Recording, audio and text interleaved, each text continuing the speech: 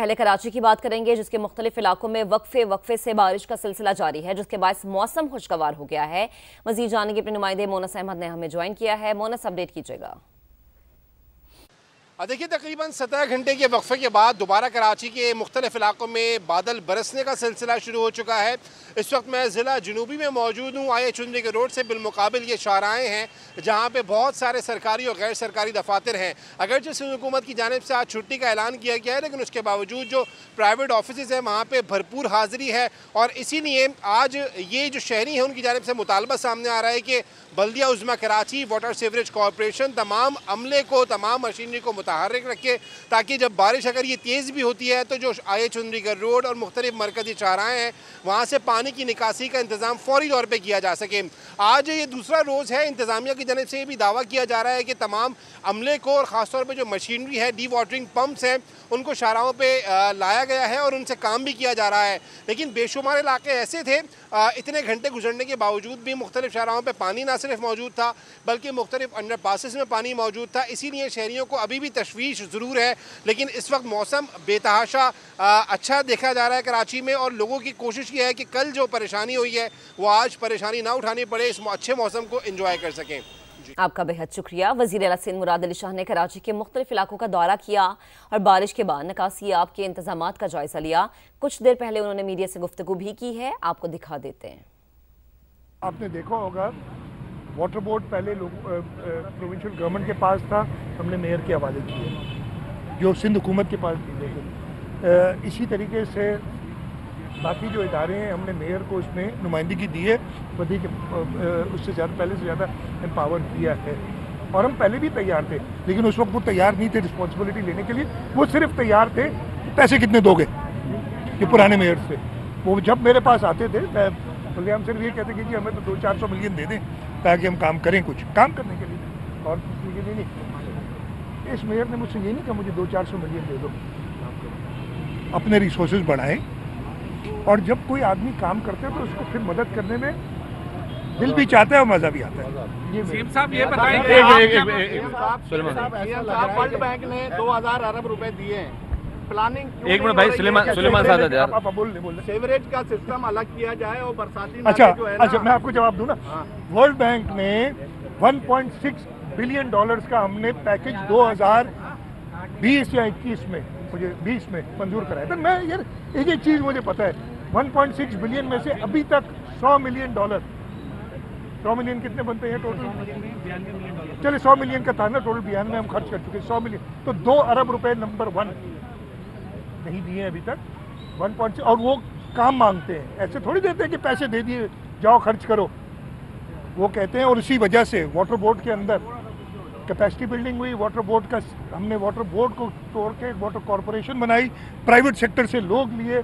ये सारी चीज़ें पूरी करने के बाद अगला किस्त 600 मिलियन डॉलर की, 100 मिलियन की तकरीबन, नहीं 100 मिलियन 10 करोड़ रुपयों में तकरीबन 28-30 अरब रुपए उन्होंने दिए। जो तो 2000 मिलियन जो आपने कहा ना, 2000 अरब, ओ भाई नंबर सही करो। मैं ये कहता हूँ कि हर एक आदमी एक्सपर्ट बन जाता है यार। तो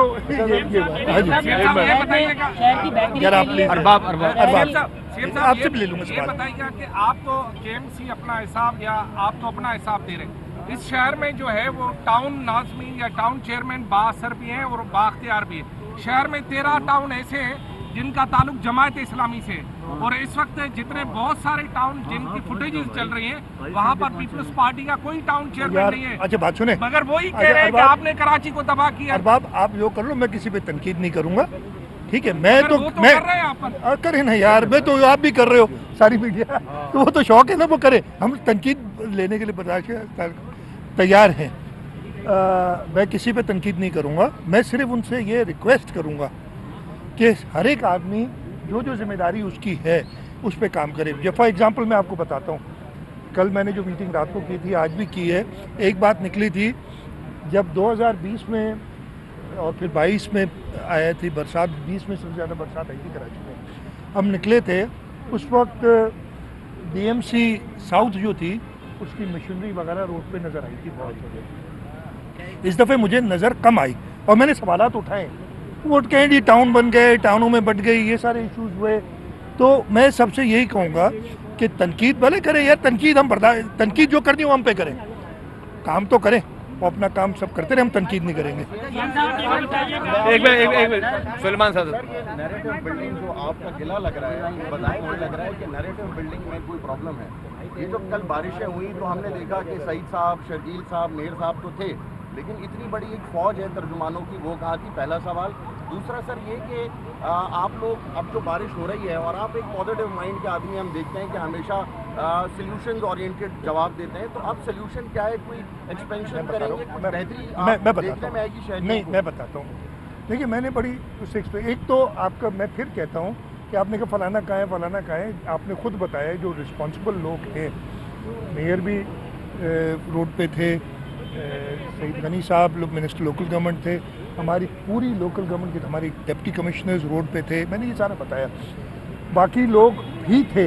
अब वो आपको नज़र मैं देखिए ना, जैसे मैंने भी थोड़ी देर पहले बताया कि जब हमसे सवाल होता है टीवी की जी कोई नहीं है रोड पे, तो मैं कहता हूँ जी आपको कैसे पता? कहते हैं जी आप तो स्टूडियो बैठे हैं, कहते हैं जी हमारे नुमाइंदे रोड पे, लेकिन मुझे तो नज़र नहीं आ रहा यार, मैं पिछले 2 घंटे से घूम रहा हूँ। वो इतना बड़ा शहर है आपका, यहाँ तो आप यूँ करें ना, एक मार्क कर ले कि आप शर्जील को मार्क करेंगे, दूसरा सईद को, उसको कहते हैं यार वो जो होता था ना हॉकी में मार्क करते थे ना प्लेयर को, ऐसे सियासतदानों को आप आपस में जल वो ना करें, नंबर 1। सेकेंडली आपने कहा प्लान क्या है, थैंक यू, आपने कहा कंस्ट्रक्टिव बात करते हैं।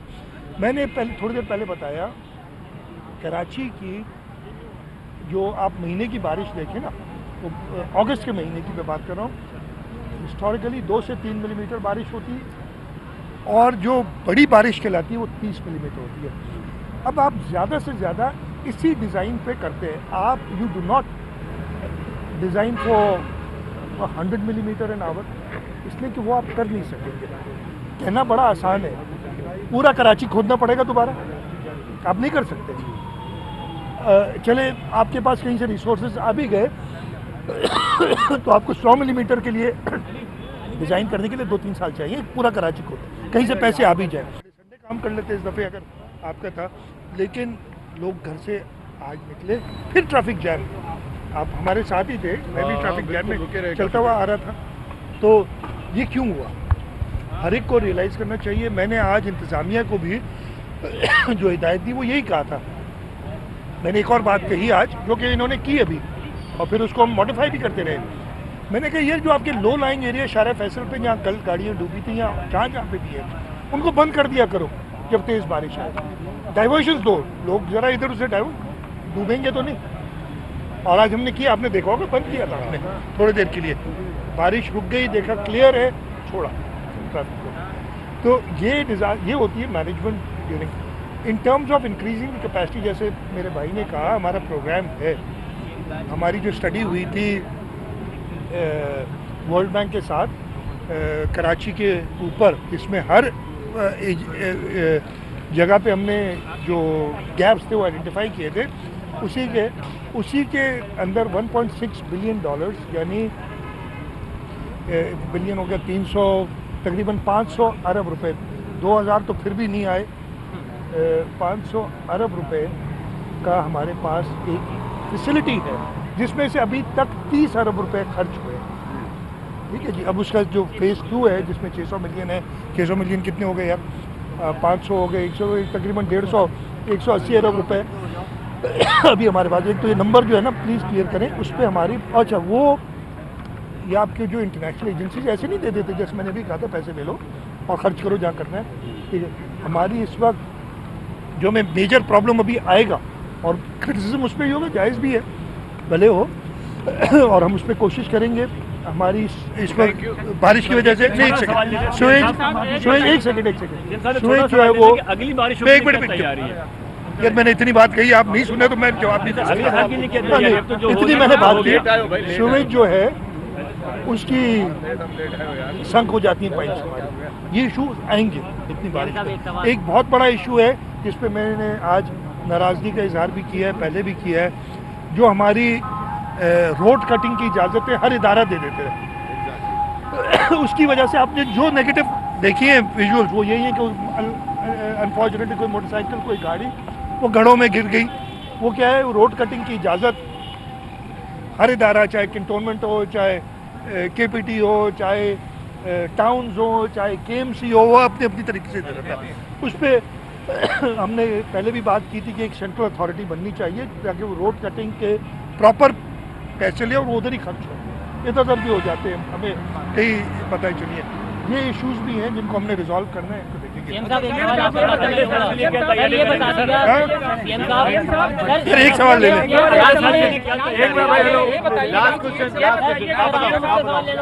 ये बताइएगा, हम ये देख रहे हैं कि जो सूरत-ए-हाल है वो मेयर कराची के अंडर कंट्रोल है, बल्दिया उस्मा कराची ने कंट्रोल करके रखा है। आप शर्जील साहब सब जो है वो विजिट पे थे, लेकिन इसी दौरान गवर्नर सिंह को हमने देखा कि उन्होंने माजी की तरह एक बार फिर फोन निकाला और डिप्टी वजीर आजम से कहा, इसहाक साहब से, कि हमें मदद की जरूरत है। आप समझते हैं कि सिंध को मदद वफाक की जरूरत है? नहीं, मेरी बात सुने। कल प्राइम मिनिस्टर साहब ने मुझे खुद फ़ोन किया था, मैंने उनका शुक्रिया भी अदा किया, मैंने भी किया। और अगर हमें मदद की ज़रूरत होगी तो हमारी अपनी हुकूमत है वफाक, हम उनसे ज़रूर मांगेंगे। कोई बाकी जो आपने बात की वो हर एक की अपनी मर्जी है, जिस तरीके से प्राइम मिनिस्टर को किया था।